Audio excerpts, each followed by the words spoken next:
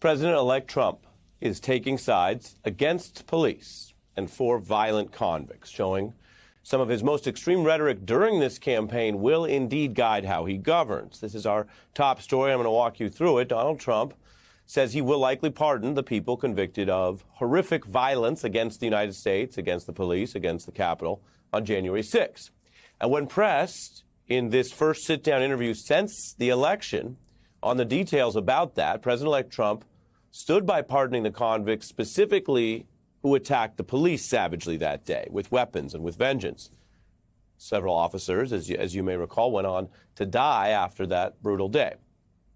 Trump's plans sound like they could include also pardoning the leaders of the insurrection who were convicted of those gravest felonies, including sedition. Trump's statements flatly side against police and law enforcement. These pardons would bolster a precedent against law and order in our country, unlike anything we've seen in a long time. I'll get to historical comparisons in a few moments to give context, to give a factual baseline for just how unusual this is in law and history. What this would also do is create a kind of ongoing validation and quite literal legal support for anyone who wanted to do this in the future, to follow an election loser's bidding, even if it leads to violence and federal crimes and felonies and even insurrection. So for context right now, we're actually going to air President-elect Trump's answer at some length. You promised to pardon those who attacked the Capitol on January 6th. Are you still vowing to follow through with that promise? We're looking at it right now, most likely, yeah. But most likely I'll do it very quickly. Very quickly. Okay, but some of them, 169 of them, have pleaded guilty to assaulting police officers. Because they had no choice. 900 pleaded guilty to other crimes. They're also going to be eligible for a pardon from you? Listen, it's a very tough system. Do you know, almost nobody... I saw people that didn't even go into the building and they were convicted. But you're going to consider pardoning even those who've pleaded guilty to crimes, including assaulting police officers? Well, sometimes they say, here's your choice. Yeah, I'm going to look at everything. We're going to look at individual cases, yeah. Okay. But I'm going to be acting very quickly. Within your first 100 days, first day? First day. First day. Yeah, I'm looking first day. First day, that is the level of priority the president-elect sees this as. We're talking about a president embracing criminals who attempted to overthrow the United States government, who famously attacked lawmakers and went after people and talked about wanting to go after police, go after Pence, go after lawmakers who fled, quite literally, as they chanted about going after them. Many were charged with violently attacking Capitol Police and conspiring against the U.S. government, some convicted, as mentioned, of sedition, the most serious felony. And the president made a range of false claims in the interview about January 6th. He mentioned various conspiracy theories. We're not airing all of those tonight, but we will air some brief facts of what those convicts did.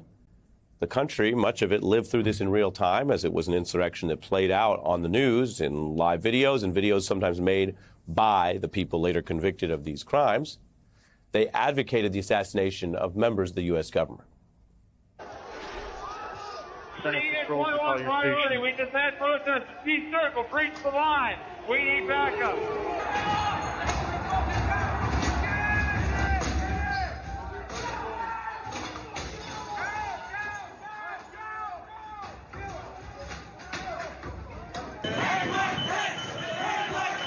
Go home.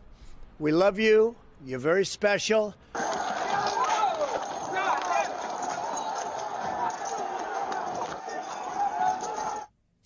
That hand-to-hand combat you see there, which we're playing just as a factual record, went on for hours. When Donald Trump finally saw that the people were being dispersed, he then, of course, only then came out and still called them special, as I show you there to remember.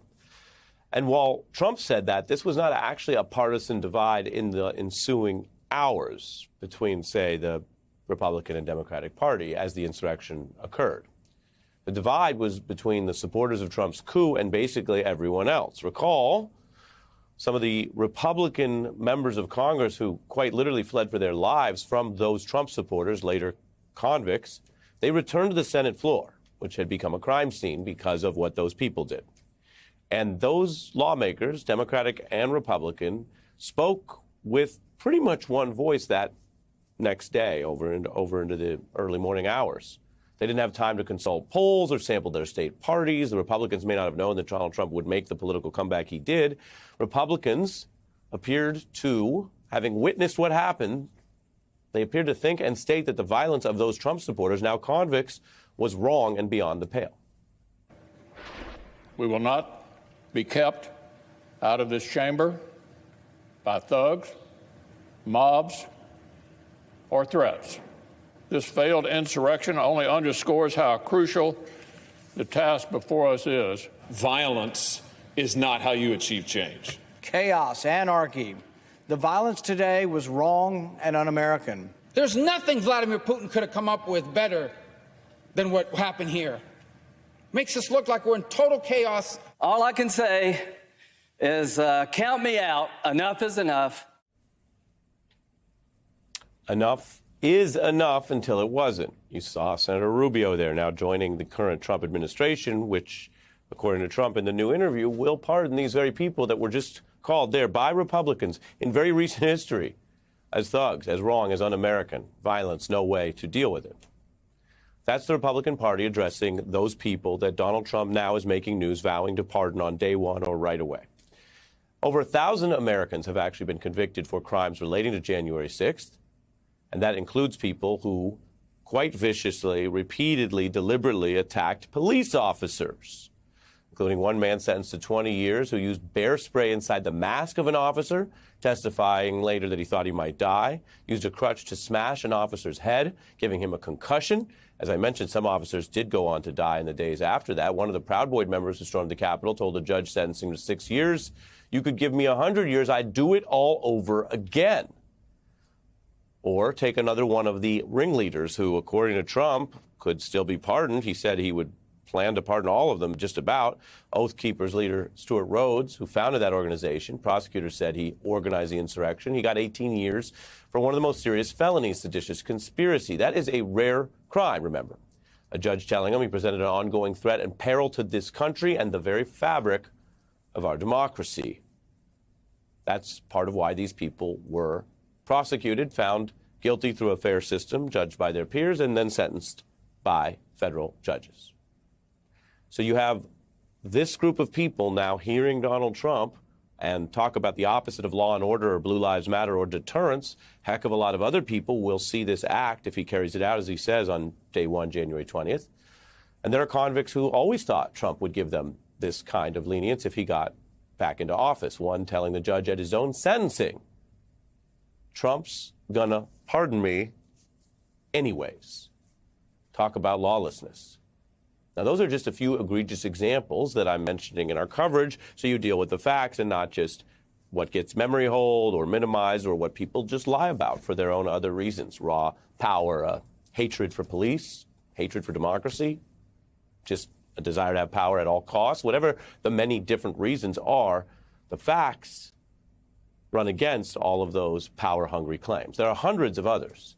The prospect of pardoning up to 1,000 people for these type of crimes committed against the United States, and sometimes without any apology afterward, would be unprecedented. So you have to look to history to find anything in the ballpark around this is not apples to apples, but again, you have to go back a long time. If you go all the way to the Civil War, the rebellion, there were then mass pardons all that ways long back.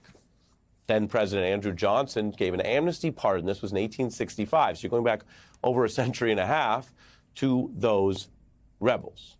He went on to issue 13,000 pardons of Confederate soldiers who had been labeled traitors over the next couple of years. This was part of the great lengths that were taken to try to come up with some way to get through what was a very literal multi-year civil war. The last one, if you check, was December 25th, 1868, a full pardon and amnesty to all persons engaged in the late rebellion.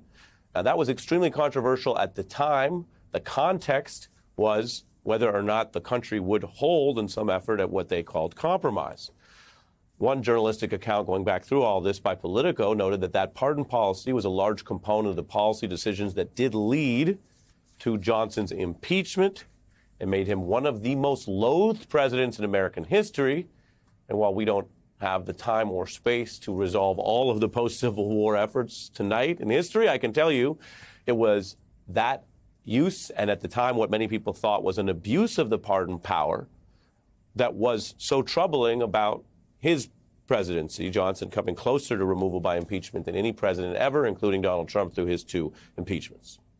Now, no one, not that article, not contemporary observers or legal historians, no one is saying the January 6th insurrection is on par with the Civil War, which was, of course, a very different and multi-year actual armed conflict.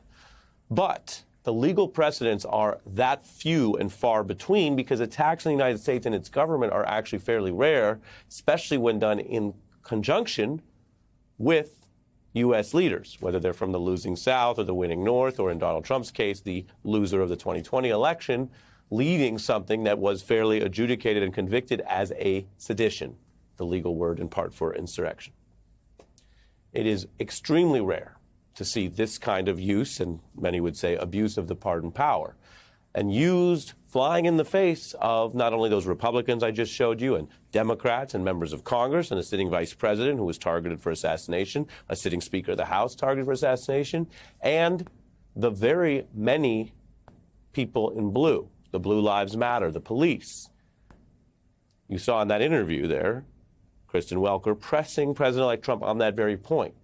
Even if one wants to debate the rest of it, would he really be pardoning the people who so savagely attacked police, who are part of, in the D.C. case, the federal police force that keeps Congress and sometimes federal areas and the executive branch safe? And you heard his answer there. He said, yes, he's pushing this out now, perhaps to try to normalize it by January 20th. And yet, as you saw in the footage I just showed you from Republicans on the night of January 6th, there is nothing normal or acceptable about it, according to them and most everyone who has ever held any high office in the United States. And yet that is exactly where we are.